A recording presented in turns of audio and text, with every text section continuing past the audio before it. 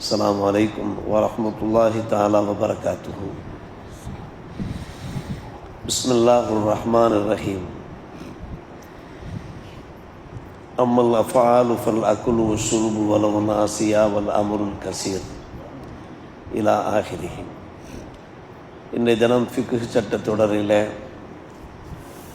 தொழுகையில் எந்தெந்த செயல்பாடுகளிலே நாம் ஈடுபட்டோம் என்றால் அந்த தொழுகை ஃபசாதாகிவிடும், நிறைவேறாமல் போய்விடும், கபூலாகாமல் போய்விடும் என்பதற்கான சில வழிகாட்டுதல்கள், மசாயில்கள் இடம்பெறுகின்றன. நாம் எல்லோரும் தெரிந்த ஒரு விஷயம், இறை வணக்கத்தில் ஈடுபடுகிற போது அல்லாஹ்வுடைய அச்சம் இருக்க வேண்டும். கவனத்தோடு கட்டுப்பாட்டோடு நாம் தொழ வேண்டும். அந்த அடிப்படையில் தான் தொழுது கொண்டிருக்கிறோம். அவ்வாறு தொழும்போது தான் அந்த தொழுகை அல்லாஹ்விடத்திலே அங்கீகாரம் பெறுகிறது. சில செயல்கள் நம்மிடமிருந்து வெளிப்படும், அதனால் தொழுகை ஃபசாதாகுவது நமக்கே தெரியாது. தெரியாமல் நாம் அதை செய்து கொண்டிருப்போம். அந்த செயல்களை தவிர்த்து கொள்ள வசதியாக இந்த பாடம் இன்றைக்கு நமக்கு இடம்பெறுகிறது. வணக்க வழிபாடுகளில் நாம் ஈடுபடுகிற போது சுய கட்டுப்பாடோடு, ஒருமையோடு, ஐக்கியத்தோடு நாம் தொழ வேண்டும்.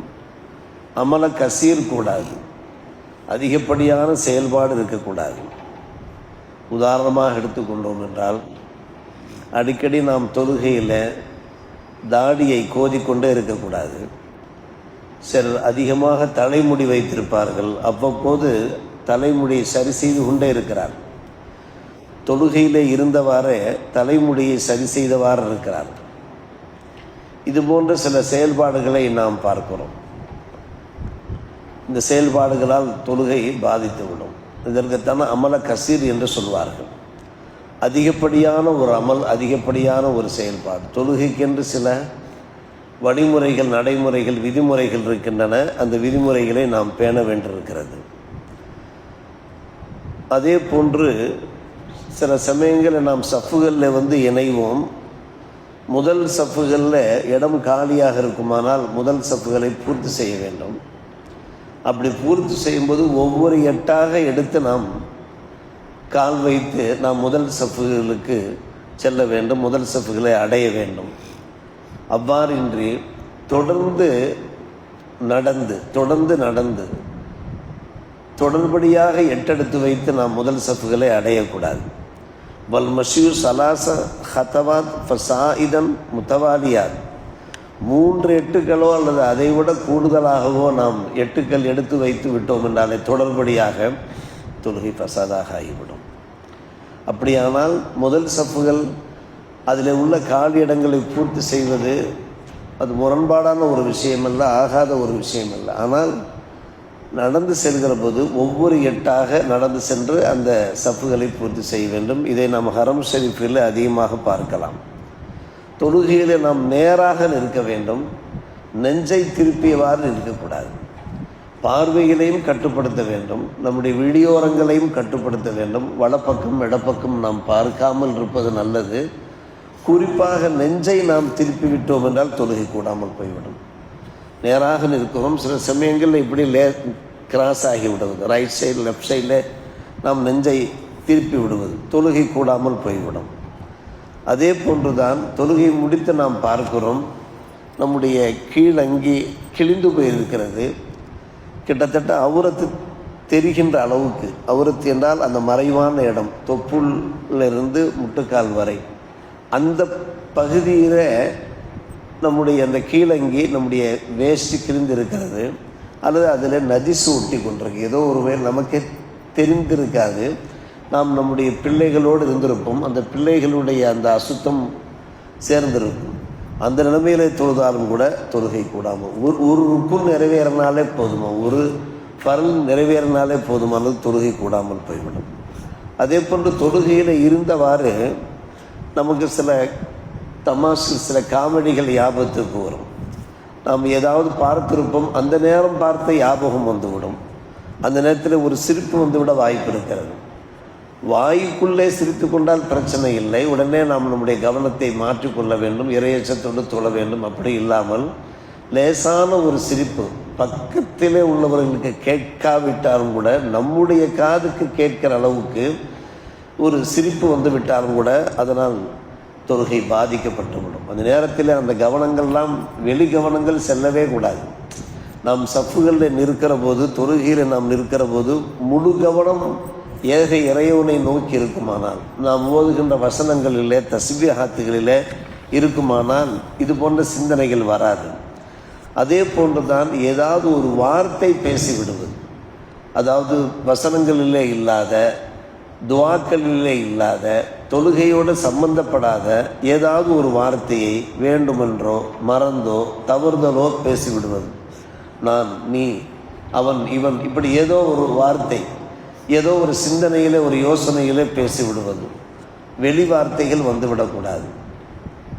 தொழுகையில் இருந்தவாறு யாருக்கும் நாம் சலாம் சொல்லக்கூடாது. மட்டுமல்ல, யாராவது ஒருவர் நாம் தொழுகையில் இருக்கின்றோம் என்று தெரியாமல் சலாம் சொல்லியவாறு வந்தார் என்றால் பதில் சொல்லிவிடவும் கூடாது.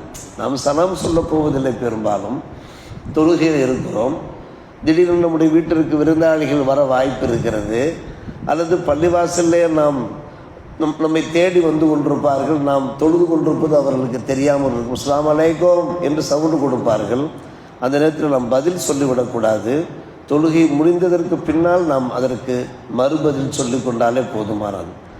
அதே போன்று வத்த அஃபீஃபு வல்ல அமீன் வத்த அவ்வுஹு, தொழுகையில் இருந்தவாறு சி என்ற அந்த வார்த்தை, ஏதோ ஒரு சிந்தனையில் அந்த வார்த்தையை பயன்படுத்தி விடக்கூடாது. முனகி கொண்டே தொழுகக்கூடாது. ஹூ என்று முனகி கொண்டே தொழுகக்கூடாது.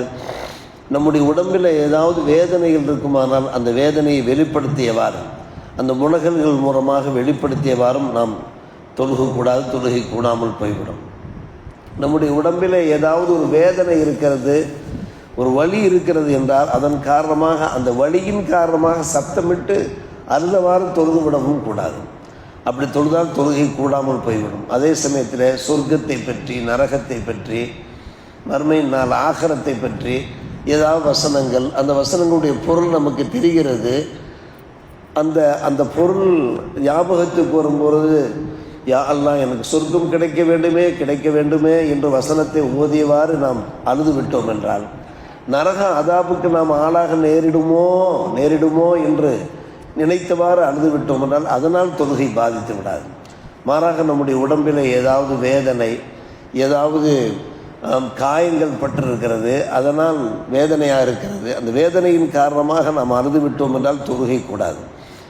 அதே போன்றுதான் ஒருத்தர் தும்புகின்ற போது அல்ஹம்துலில்லாஹ் சொல்லுகிறார், தொழுகையில் இருந்தவாறு யர்ஹமுக்குல்லாஹ் சொல்லக்கூடாது. ஒருவரை பார்த்து கிதாப் பேசுகின்றது போன்ற வார்த்தைகளை அல்லாஹுமுக்கு ரஹமத் செய்வார். தொழுகைக்கு வெளியே தான் யர்ஹமுக்குல்லாஹ் சொல்ல வேண்டும்.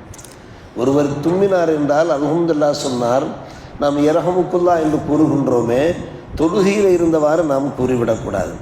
அதே போன்று ஒருவர் வெளியே இருந்தவாறு அல்லாஹுக்கு ஷரீக் இருக்கிறான், இணை துணை இருக்கிறது என்று ஒருவர் பேசிக்கொண்டிருக்கிறார் என்றால் அதற்கு பதிலாக தொழுகையில் இருந்தவாறு லா இலாஹ இல்லல்லாஹ் என்று சொல்லக்கூடாது. தொழுகைக்கு வெளியே தான் பேச முடியும். தொழுகையில் இருக்கிறோம், ஒருவர் இறந்து விட்டார் என்கிற செய்தி நம்முடைய காதிலே கேட்கிறது, இன்னா லில்லாஹி வ இன்னா இலைஹி ராஜிஊன் ஓதக்கூடாது. ஆனால் அந்த ஆயத்து இருக்கிறது குர்ஆனிலே. அந்த ஆயத்தை ஓதும்போது இன்னா லில்லாஹ் ஓதலாமே தவிர, கேட்டவருடைய அந்த குரலுக்கு பதில் சொல்லுகிற முறையில் நாம் இன்னா லில்லாஹி வ இன்னா இலைஹி ராஜிஊன் என்று தொழுகையில் இருக்கிற போது ஒரு ஆச்சரியமான தகவல் வருகிறது, ஒரு அதிசயமான தகவல் வருகிறது என்று வைத்துக்கொள்ளும். விசா கிடைத்திருக்கிறது, நம்முடைய மகன் ஊரிலிருந்து பயணத்திலிருந்து திரும்பி வந்திருக்கிறார், இப்படி ஒரு தகவல் வருமானால் தஅஜ்ஜுபோடு லா இலாஹ இல்லல்லாஹ் சுப்ஹானல்லாஹ் சொல்லக்கூடாது. காரணம் தொழுகைக்கு அதில் சம்பந்தம் கிடையாது. அந்த நேரத்தில் நாம் எதை ஓதி கொண்டிருப்போமோ, எந்த அமலில் ஈடுபட்டு கொண்டிருக்கின்றோமோ அதற்கு அது சம்பந்தம் இல்லாமல் இருக்கிறதுனால. அதே போல் தான் தொழுகையில் இருக்கிற போதே ஏதோ ஒரு வகையில் ஒருவரை பார்த்து பேசுகின்ற முறையிலையும் பேசக்கூடாது. யா யஹ்யா ஃபுதில் கிதாபு பி குவ்வா என்று குர்ஆனில் வருகிறது. யஹ்யாவே, இறை வேதத்தை நீங்கள் இருக பற்றுக்கொள்ளுங்கள் என்று வருகிறது. யஹ்யா என்கின்ற பெயரில் ஒருவர் வருகிறார் என்று வைத்துக் கொள்ளுங்கள்.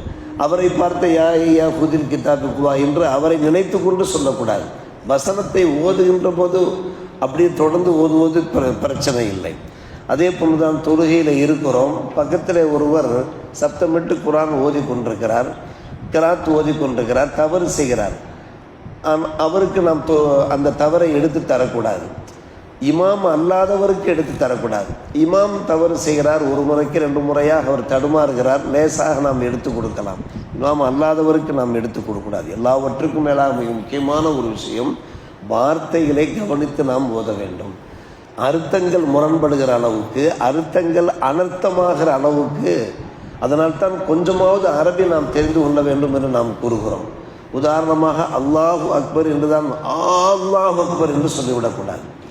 ஒரு உதாரணத்திற்கு தான் ஹலக்கவுக்கு ஹலக்க என்று சொல்லுவது, கஃபரவுக்கு அஃபர என்று சொல்வது அர்த்தமெல்லாம் மாறி போய்விடும்.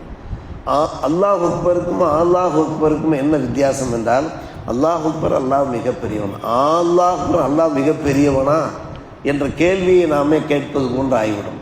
அந்த என்று மத்து செய்து நீட்டும் போது அர்த்தம் மாறுகிறது. அல்லாஹ்வெல்லாம் மிகப்பெரியவனா என்கின்ற அந்த அர்த்தம் வருகிறது. இப்படி வார்த்தைகளை, அந்த அரபி வார்த்தைகளை உச்சரிக்கிற போது நாம் சில பயிற்சிகள் எடுத்துக்கொள்ள வேண்டும். இப்படித்தான் ஓத வேண்டும் என்கிற அந்த பயிற்சிகள், அதற்கு நிறைய நாம் கற்று வைத்திருக்கிறோம், ஏற்கனவே தெரிந்து வைத்திருக்கிறோம். இது போன்ற சில விஷயங்களை அவ்வப்போது நாம் தெரிந்து கொண்டே இருந்தோம் என்றால் தொழுகையில ஃபசாது ஏற்படாத அளவுக்கு நாம் அல்லாஹ்வை தொழுவதற்குண்டான வாய்ப்பு ஏற்படுகிறது. அல்லாஹ் நம் எல்லோருடைய வணக்க வழிபாடுகள், நல்ல அமல்களை கபூல் செய்து புரிந்து கொள்வானாக. வாஹிரு தாவானா அல்ஹம்துலில்லாஹி ரப்பில் ஆலமீன்.